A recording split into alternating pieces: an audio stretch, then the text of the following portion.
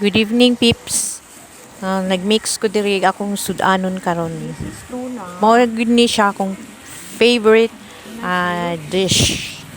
Yeah, with sugar, with onions, garlic, spices like chili powder, chili flakes, ground pepper, paprika. Gamay lang kayo yung cinnamon powder. Siya. Actually, frozen pag ini siya pips. So, ako lang na siyang gi-mix pagayo. Black pepper. Medyo lisod-lisod din akong gibuhat pips. Pero kay gigutom na ko akong gidali. Halos madurog na nako ang meat. Yan. This is Italian style. Ay na katingala pips ha. Ako lang juning gidali. Frozen pa manguni siya. So, tungod sa akong kagutom, ako na siyang ging-ani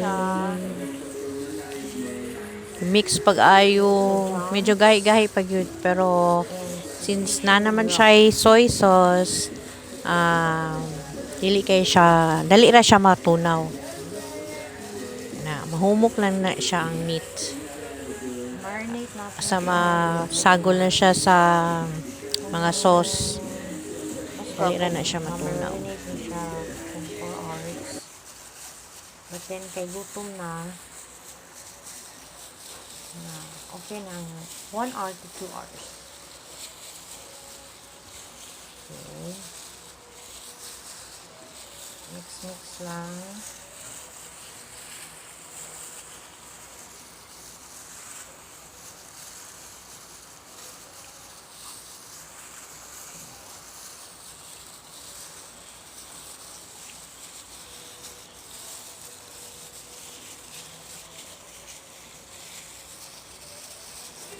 Kana siya mix lang jud pagayo para maabsorb sa meat ang mga sauce.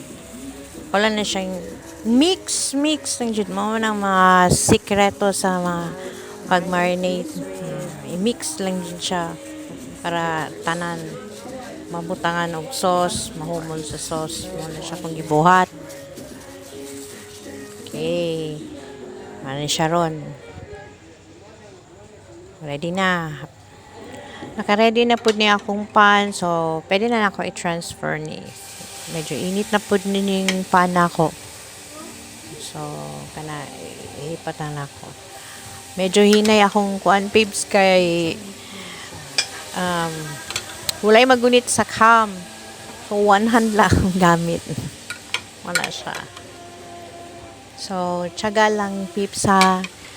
See the video till the end. Sus, malamihan jud mo ni Pips. Kay mo niya mong favorite. Akong favorite di ay. Mas favorite na pod sa mga bata. Yan siya.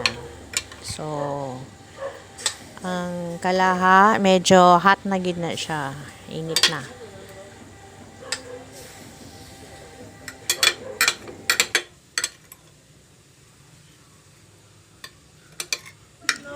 Balhin na ako tanan sa frying pan pips. Mananda siya. So, nabutang na, i-add na ko ang water. Butang na siya water kay para maluto pa ang meat. Hot water. Mga half cup only. So, after sa water, butangan na ako ni siya og cheese. Butangan na siya cheese para mas ganan magbubutang cheese. Dami na siya butang cheese. Parat-parat na tamis. So, gidungagan lang na ako gamay og water kay medyo lapot. Kay dili maluto ang meat pag gamay lang katong water. Kompleto na actually ni siya pips na salt and pepper tanan nakakuha na siya. So gidungagan lang nako og cheese then bring to boil. So, after 5 minutes bukal na. So diri na ko i-add akong next na sagol na hot dog. Mix ako hotdog. Depende yun sa kadagan sa inyong hotdog. Medium fire lang ang atong pagkuan diri ha.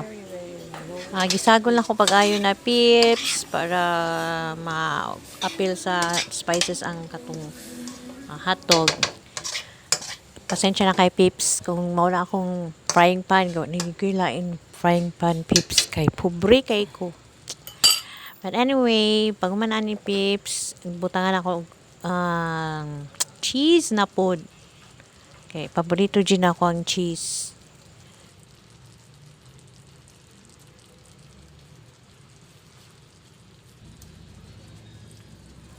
Tapos sabunan na tog balik humok tong mamelt tong cheese mo na siya.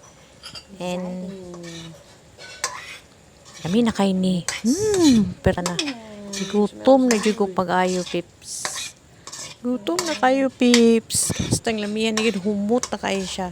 Last na lang jud akong isagol ni para makaon na jud ihukad na ako ni. So ang akong last nga butang ani pips ang cabbage. Ang cabbage pips ako na lang siyang gihumulog. Salt para crunchy.